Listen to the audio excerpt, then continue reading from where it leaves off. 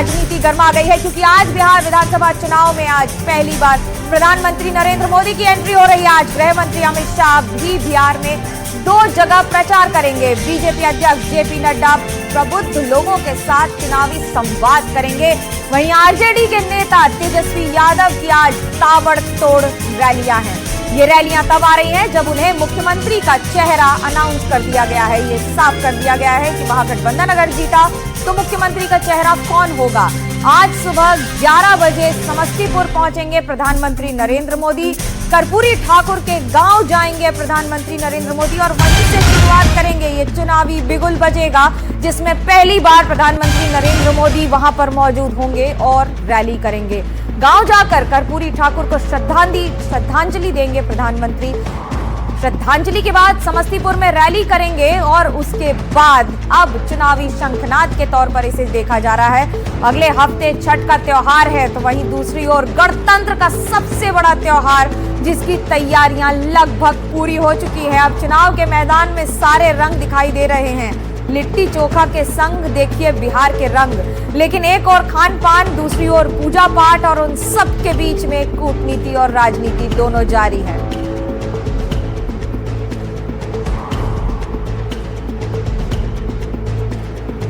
ये तो नरेंद्र मोदी और नीतीश कुमार जी के हाथ को मजबूत करने के लिए बिहार की जनता तत्पर है, उत्साहित है और संकल्पित है। दुनिया के सर्वाधिक लोकप्रिय नेता और भारत के यशस्वी प्रधानमंत्री श्री नरेंद्र मोदी जी का आगमन कल बिहार हो रहा है और चुनाव प्रचार के अभियान की शुरुआत भारत रत्न जननायक कर्पूरी ठाकुर जी के घर पर जाकर समस्तीपुर में उनको श्रद्धांजलि अर्पित करेंगे और उसके बाद चुनाव प्रचार अभियान का शुरुआत करेंगे। और पटना और बिहार की राजनीति पर बात करने के लिए मेरे साथ मेरे कई सहयोगी जुड़ रहे हैं। मनोरंजन भारती जुड़ रहे हैं, पटना से सोमू आनंद जुड़ रहे हैं और प्रशांत जुड़ रहे हैं। सबसे पहले बाबा आप ही से सवाल, बिहार में क्या हाल है इस समय? कल जब नाम निकल गया उसके बाद अब क्या क्या परिवर्तन आ रहे हैं और आज की रैली को क्या आप शंखनाद मान रहे हैं? देखिए, आप कह सकते हैं कि आज बिहार में चुनाव के मद्देनजर सुपर फ्राइडे है। आज प्रधानमंत्री खुद समस्तीपुर पहुंच रहे हैं, जो कर्पूरी ठाकुर का गांव है, वहां से वो शुरुआत करेंगे। जो केंद्रीय गृह मंत्री हैं वो बिहार में सिवान की तरफ उनकी रैलियां है। बीजेपी के अध्यक्ष नड्डा साहब यहाँ पे मौजूद है। तेजस्वी यादव कल ही एक तरह से उनको जो एक चेहरा बनाया गया है, तो दुगुने उत्साह के साथ वो भी अपना शंखनाद जो है आज शुरू कर रहे हैं। तो आप कह सकते हैं ये सुपर फ्राइडे है आज हर जगह। आज एक्चुअली बिहार में देखिए, आज और कल 2 ही दिन जो है वो चुनाव प्रचार होगा, फिर 2-3 दिन के लिए सब कुछ ठप हो जाएगा, उसके बाद छठ के बाद होगा। तो ये मैक्सिमम यूज जो है पॉलिटिकल पार्टी आज और कल क्या करना चाहती है, और इसीलिए सभी पार्टियां जो है उसने अपनी पूरी ताकत जो है अगले 2 दिन तक झोंकने वाली है। बाबा एक और बात समझना चाहेंगे, जब आप जमीन पर जा रहे हैं और नाम आ जाता है सामने महागठबंधन का, अगर मुख्यमंत्री का नाम आ जाता है, उस पर भले ही वाद विवाद हो, लेकिन साथ ही साथ एनडीए की तरफ से भी छींटाकशी और सवालों के घेरे में दोनों रह रहे हैं। इस समय का आज का सबसे बड़ा मुद्दा, क्योंकि दिन पर दिन तो मुद्दे भी चेंज हो रहे हैं, मुद्दा क्या है आज का सबसे बड़ा? देखिए, सबसे बड़ा मुद्दा जो है विपक्ष के, यदि लिहाज से कहें तो विपक्ष मुद्दा बनाएगा, पलायन को मुद्दा बनाएगा, बेरोजगारी को मुद्दा बनाएगा, ये सारे उसके मुद्दे हैं। जबकि आपको मालूम है कि एनडीए की तरफ से लगातार जो है वो लालू यादव के जो 15 साल शासन के रहे उसको मुद्दा बनाया जा रहा है। अब यहाँ तक तो आप एक बात और बता दूं कि महागठबंधन जो है अब एक और सवाल मुख्यमंत्री पद के लिए भी करना शुरू कर दिया है कि उनका कहना है कि अब तो हमारा जो है मुख्यमंत्री का चेहरा तो घोषित हो गया, आपके यहाँ कौन है।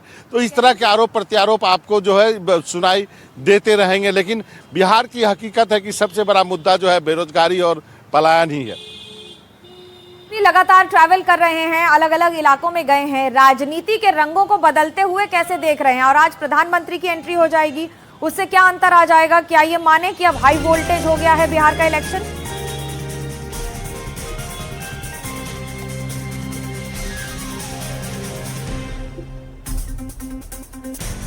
सोमू, आपको मेरी आवाज आ रही है? लगता है सोमू आनंद से हमारा संपर्क नहीं हो पा रहा है। जी बिल्कुल, देखिए आज से तो प्रधानमंत्री के दौरे के बाद ये प्रधानमंत्री के दौरे के बाद पूरा चुनाव हाई वोल्टेज होना ही है और जो मैसेजिंग है खास तौर पे अति पिछड़ा वोटर को साधने की, इसलिए कर्पूरी ठाकुर के गांव से ये कैंपेन शुरू हो रहा है। वहां पर सबसे पहले प्रधानमंत्री जाएंगे। 36% आबादी अति पिछड़ों की है अगर बिहार की बात करें, और उसमें 26% ऐसे हैं जो हिंदू अति पिछड़े हैं, और उसका एक बड़ा चंक जो है हमेशा से एनडीए के पक्ष में वोट करता रहा है। उसमें दरार की कोशिश जो है वो महागठबंधन करता रहा है। इस बार टिकट बंटवारे में भी इसका ख्याल रखने की कोशिश की गई है, और जो डिप्टी सीएम का चेहरा मुकेश सहनी को घोषित किया गया है, या फिर इंडियन इंक्लूसिव पार्टी जो एक नई पार्टी है उसको 3 सीटें दी गई हैं। ये तमाम कवायद अति पिछड़ा वोटर को साधने की महागठबंधन की तरफ से है। वही क्योंकि कर्पूरी ठाकुर ने मोतीलाल कमीशन की जो रिकमेंडेशन थी उसको लागू किया था, और उसके बाद से वो अति पिछड़ों के नायक के रूप में वो देखे जाते हैं। इसलिए प्रतीकों का भी इस्तेमाल पूरी तरह से हो रहा है इस चुनाव में दोनों खेमों की तरफ से। सबसे अहम बात यही है कि दोनों के पास अपना वोट बैंक तो है ही। अति पिछड़े एक लंबे वक्त से ये डिसाइड करते रहे। 1995 के चुनाव में लालू प्रसाद यादव ने उनको जिन कहा था, और उन्होंने कहा था कि ईवीएम से जिन निकलेगा, और वैसा ही हुआ। जाहिर तौर पे यही बात इस बार भी देखने वाली बात होगी कि अति पिछड़ा वोटर जो कि अब तक एनडीए का कोर वोटर रहा है, अगर उसमें महागठबंधन सेंधमारी करता है तो ये मुश्किल होती है। और इसीलिए आज इस कैंपेन की शुरुआत प्रधानमंत्री कर्पूरी ठाकुर के गांव से कर रहे हैं। प्रशांत, आपसे पूछना चाहेंगे कि जब हम बात कर रहे हैं लोकेशन की, कोई भी जगह अगर रैली हो रही है तो उसका कारण होता है। क्या हम ये माने कि कर्पूरी ठाकुर के गांव से इसकी शुरुआत करना अपने आप में एक संदेश है? नहीं, बिल्कुल। देखिए, सुमन ने बहुत विस्तार से बताया। समस्तीपुर में रैली केवल नहीं की जा रही है, प्रधानमंत्री कर्पूरी ठाकुर के घर जा रहे हैं। ये बिहार के संदर्भ में अगर देखें तो कर्पूरी ठाकुर एक बहुत बड़ा नाम है। न सिर्फ समाजवाद के सबसे बड़े चेहरे के तौर पर जाने जाते हैं, लेकिन अति पिछड़ा जो समाज है उसके एक बड़े नेता के तौर पर जाने जाते हैं। और इसलिए उनको अभी 1-1.5 साल पहले ही उनको भारत रत्न की उपाधि दी गई है मोदी सरकार की तरफ से, और नीतीश कुमार यहाँ पर मुख्यमंत्री हैं, उनकी तरफ से भी सिफारिश की गई थी। तो केवल ये रैली की बात नहीं है, इसकी शुरुआत ही देखिए कैसे हो रही है। उनके घर जाकर पर उनके घर प्रधानमंत्री जाएंगे, और उसके बाद आज 2 रैलियां हैं समस्तीपुर में भी और बेगूसराय में भी। तो बिल्कुल सिंबोलिज्म बहुत ज्यादा है, इसका प्रतीकात्मक महत्व है। और उसके अलावा तेजस्वी यादव चूंकि आज ही से एक तरह से हम कह सकते हैं कि चुनावी अभियान की शुरुआत करेंगे मुख्यमंत्री पद का उम्मीदवार बनने के बाद, तो जो बाबा बता रहे हैं, सोमू बता रहे हैं, तो आज तो बिल्कुल सुपर फ्राइडे है। लेकिन अगले 1 दिन के बाद, कल के बाद यहाँ पे थोड़ी सी शांति होगी मनोज्ञा, क्योंकि छठ का त्योहार है। 3 दिनों तक बिहार समझिए लॉकडाउन की स्थिति में रहता है। और कोई बढ़िया बोल रहे हैं। शांति हमारे लिए चुनावी मैदान में कहाँ होगी, सिर्फ हो सकता है फील करने के लिए हो सके। प्रभाकर जुड़ गए मेरे साथ, मेरे सहयोगी। लेकिन उससे पहले आपको एक बड़ी खबर बता दें कि इस समय की बड़ी खबर यह है कि बिहार में आज तेजस्वी यादव की भी 4 रैलियां हैं। समस्तीपुर के उजियारपुर में रैली करेंगे तेजस्वी यादव। पहले चरण में यहाँ चुनाव होना है। दोपहर 2 बजे तेजस्वी यादव रैली करेंगे। कल ही उनके नाम पर मोहर लगी है बतौर मुख्यमंत्री का चेहरा। उन्होंने खुद ही नीतीश कुमार जी के 55 घोटाले गिनाए। क्या कार्रवाई हुई? जहाँ घोटाले हो रहे हैं, कार्रवाई नहीं हो रही, वो जंगल राज होता है। जहाँ अपराधी खुलेआम घूम रहे हैं, कोई कार्रवाई नहीं हो रही, अपराधियों को संरक्षण दिया जा रहा है, वो जंगल राज है। कितने ऐसे दिन, कोई ऐसा दिन नहीं जहाँ बिहार में गोलियां, मर्डर, हत्या, लूट, रेप, किडनैपिंग ना हो रही हो। कहाँ है प्रधानमंत्री जी?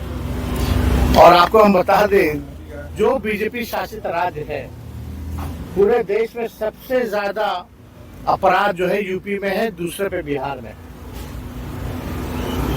टॉप 5 स्टेट जो है बीजेपी रूल्ड, पूरे देश में टॉप 5 बीजेपी रूल्ड स्टेट में सबसे ज्यादा अपराध है। वहां क्या कर रही है?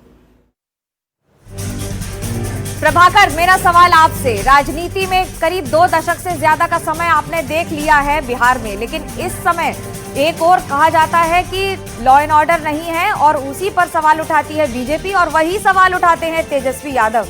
सत्य क्या है?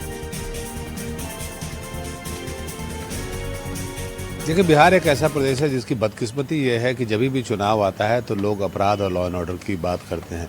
लॉ एंड ऑर्डर के सरकारी आंकड़े क्या कहते हैं उस पर मैं नहीं जाऊंगा, लेकिन परसेप्शन जो है बिहार का, वो लॉ एंड ऑर्डर के मामले में काफ़ी ख़राब है। चाहे वो लालू प्रसाद यादव के जंगल राज की आप बात करें, या आज भी जब नीतीश कुमार का शासन है तो उसमें भी जो जिस तरह से हत्याएं और लूट की घटनाएं होती रहती है, उस पर आरजेडी उन्हें घेरती है। तो बिहार में इस प्रदेश की बदकिस्मती है, यहाँ के लोगों की बदकिस्मती है कि चुनाव का जब भी मुद्दा उठता है तो लॉ एंड ऑर्डर उसमें टॉप पे रहता है। यानी कि चाहे दोनों कुनबे हों, चाहे वो लालू प्रसाद यादव का आरजेडी का कुनबा कुनबा हो या फिर जेडीयू और बीजेपी का कुनबा हो, दोनों इस मामले में मैं उनको फेलियर मानता हूं, क्योंकि वो इस मुद्दे को चुनावी मुद्दा बनने से नहीं रोक पाए हैं। और ये सच्चाई है, ये ज़मीनी हकीकत। हम यहाँ ज़मीन पर रहते हैं, यहाँ पर रोज़ लोगों को गोलियाँ चलते देख रहे हैं, हत्याएँ होते देख रहे हैं। तो सरकार का ये फेलियर है, एडमिनिस्ट्रेटिव फेलियर है, और इस प्रदेश की, जैसा मैंने आपको बताया, कि बदकिस्मती है ये।